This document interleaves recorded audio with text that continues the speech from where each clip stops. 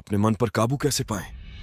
Inspirational and motivational story. एक बार एक व्यक्ति अपने काम से लौटकर घर आया और साथ में पनीर लाया और अपनी पत्नी को कहा कि आज मेरे लिए बढ़िया पनीर की सब्जी बनाना, क्योंकि आज मैंने बहुत काम किया है और मुझे बहुत ज्यादा भूख लगी है और मुझे कुछ बहुत अच्छा खाना है। उसकी पत्नी कमरे से बाहर आई और पनीर लिया और कहा कि बिल्कुल, आप हाथ पैर धोकर तैयार हो जाइए, मैं आपके लिए बहुत ही स्वादिष्ट सा खाना बनाती हूँ।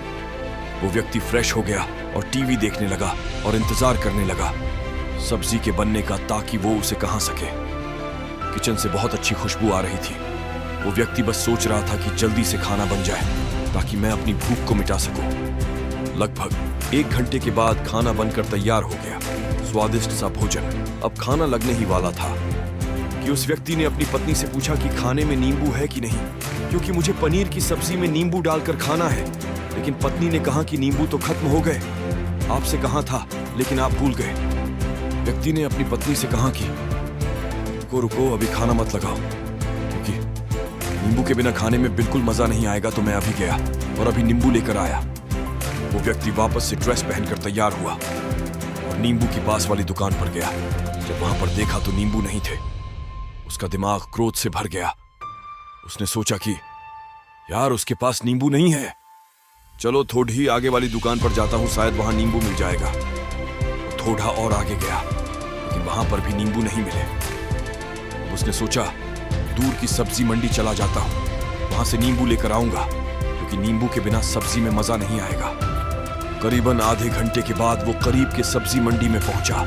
वहां पर उसे नींबू मिल गया और वो बहुत खुश हुआ कि चलो नींबू मिल गया और अब मैं घर में जाऊंगा और सब्जी में नींबू डालकर अच्छे से सब्जी खाऊंगा।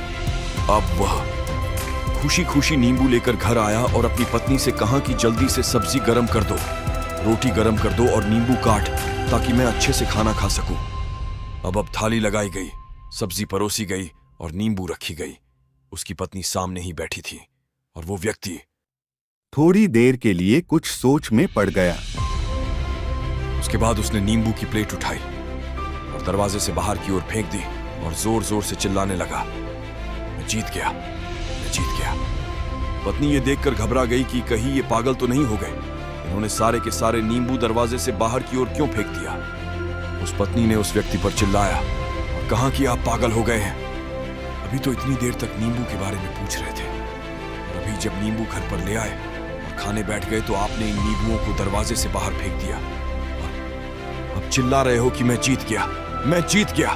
पत्नी पूछी, आप किस चीज में जीत गए, हुआ क्या? अब व्यक्ति खुशी खुशी बैठ गया और अपनी पत्नी से कहा, आप भी बैठो, इत्मीनान रखो, बताता हूं कि क्या हुआ। आज सुबह से ही मेरी जीत मुझे अपने बस में करने की कोशिश कर रही थी। जब मैंने बहुत काम कर लिया तब मुझे बहुत तेज भूख लगी। जब मैं घर पर आया तो तुमने बहुत ही स्वादिष्ट सब्जी बनाई, उसकी खुशबू मेरी नाक में गई। फिर मेरी जीभ ने कहा कि इसे अब नींबू चाहिए। पास वाली दुकान पर गया लेकिन वहां नींबू नहीं मिले। थोड़ी और दूर गया, वहां पर भी नहीं मिले तो मुझे उसने और दूर लेकर गई। मैं उसके वश में आ गया। जैसी ही वह कहती रही वैसा मैं करता गया। अब मैं वैसा ही करता गया जैसा वो मुझसे करवाती गई, लेकिन अंत में मैंने विजय प्राप्त कर ली। मैंने उसे उठाकर बाहर फेंक दिया और कह दिया कि तुम्हारा मुंह पर कंट्रोल नहीं है, बल्कि मेरा तुम पर कंट्रोल है। मैं जीत गया। क्या आपको समझ में आया कि कैसे अपने इच्छाओं पर विजय प्राप्त करें? कई बार लोगों को शराब पीने की आदत लग जाती है और उस चक्र में वो भटकते रहते हैं। यदि एक जगह नहीं मिलती तो दूसरी जगह जाए हैं, दूसरी जगह नहीं मिलती तो तीसरी जगह जाते हैं। और अक्सर युवाओं के साथ ऐसा जरूर होता है कि वो शराब पीने के लिए बैठते हैं, सारी शराब खत्म हो जाती है।